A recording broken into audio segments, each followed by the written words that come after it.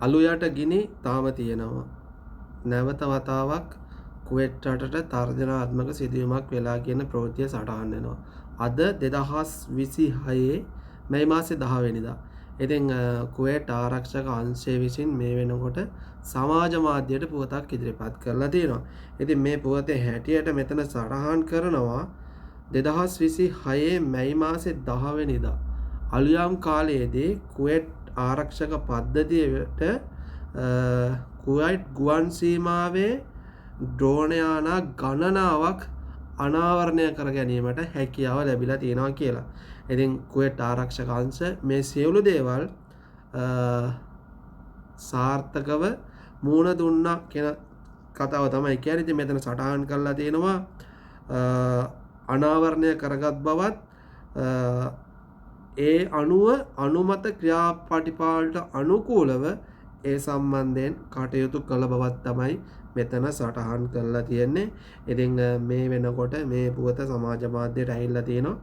ඉතින් ඔයගොල්ලෝ දන්නවා කුවේට් එයාර්වේස් ගුවන් තොටුපළ නැවත වාරයක් ඒගොල්ලොන්ගේ ධාරිතාවන් වැඩි කරලා නැවත ගුවන් ගමන් ආරම්භ කරා. ඉතින් ලංකාවට ගුවන් ගමන් තවමත් එකයි ක්‍රියාත්මක වෙන්නේ. ඉතින් ජෙසීරා ගුවන් සේවයත් ලංකාවට යනවා.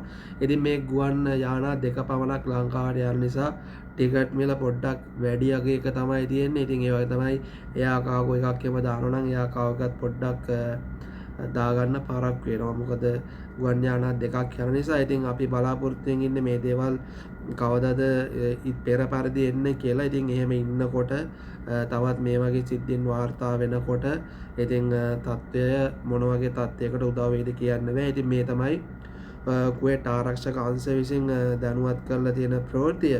ඉතින් මේ පිළිබඳව දැනුවත් වෙන්න තවත් පොතක් වාර්තා වෙනවා. මේ අසත්‍ය ප්‍රවෘත්ති පැතිරීම සහ ත්‍රස්තවාදී ගැටුම් ඇති කිරීම සම්බන්ධයෙන් අධිකරණය තීන්දුව 12ක් නිකුත් කරලා තියෙනවා. ඉතින් මේ මම වීඩියෝ එකක් දැම්මත් මම කුවේට් රටේ නිල ප්‍රවෘත්ති හරහා ගන්න තොරතුරු පමණයි මම අරගෙන එන්නේ.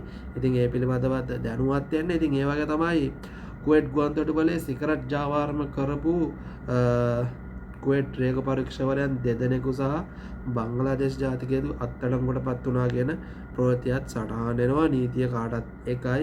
ඉතින් ඒ හින්දා ඒ පිළිබඳවත් අනිවාර්යෙන් දැනුවත් වෙන්න. ඉතින් පරවානියා ගොඩනැගිල්ලක කුවේට් ගිනිනෙවිල හමුදාව විසින් වහලේ ඇතුව ගින්නක් මැඩ පවත්වා කියන ප්‍රවෘත්තියත් සටහන් වෙනවා. ඉතින් ඕගොල්ලෝ දන්නවා මේ වෙනකොට දැන් ආයේ නැවත වතාවක් රස්නේ පොඩ්ඩක් එන්න වැඩි වෙනකොට පොඩ්ඩක් ආරක්ෂාකාරී වෙන්න. ඒ කියන්නේ ඔයගොල්ලෝ අනවශ්‍ය විදියට විදුලිය භාවිතා කරන්න යන්න එපා. මොකද මේ රටට ශක්තියක් එන්න ඕනේ. ඒ වගේ තමයි ජලය එහෙම වැඩිපුර විනාශ කරන්න යන්න එපා. ඒවා පරිස්සමෙන් පාවිච්චි කරන්න. ඒ වගේ තමයි ඕගොල්ලෝ කොයි හරි කාමරෙන් එළියට යනවා නම් තමන්ගේ ප්ලග් ටික ගහලා තියෙනවා නම් ඒ දේවල් පොඩ්ඩක් වහලාද කියලා බලලා යන්න. එතකොට ඔය විශේෂයෙන්ම ගෙවල් වැඩ කරන ගෘහ සේවිකාවන් ඕගොල්ලෝ පොඩ්ඩක් ඕගොල්ලොන්ගේ අර දැන් ලිප තියලා තියෙනවානේ. දැන් ඔය ලොකු ගෑස් ලිපන්නේ තියලා තියෙන සමහරක් විට ගෑස් ලිප තියලා තියෙනකොට සමහරක් මම මේ උදාහරණයක් කියන්නේ සමහර ගෑස් සිලින්ඩර් වයර් එක මෙතනින් ඇවිල්ලා මේ පැත්තෙන් එනවා. සමහරක් කට්ටියගේ වයර් එක එන්නේ මේ පැත්තෙන්. එතකොට මේක බිත්තියට සමහර කිට්ටු කරනවා. අර දැන් මේක සමහරකට හොදනකොට මේගොල්ලෝ අර මෙහෙම අර තල්ලු කරනකොට මෙතනින් මෙහෙම පොඩ්ඩක් නැවෙනවා. නැවිලා සමහරක් විට මෙතනින් ගෑස් කාන්දුවක් වෙන්න පුළුවන්.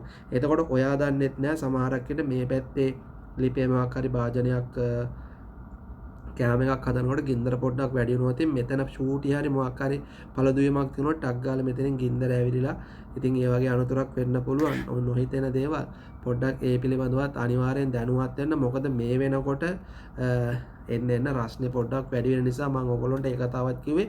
ඉතින් දැනුවත් වෙන්න තව කෙනෙක්ව දැනුවත් කරන්න පරිස්සමෙන් ඉන්න. අනිවාර්යෙන් අවශ්‍ය වීඩියෝ එකක් තුනක් අරගෙන එනවා. බුස්සරණයි හැමෝටම.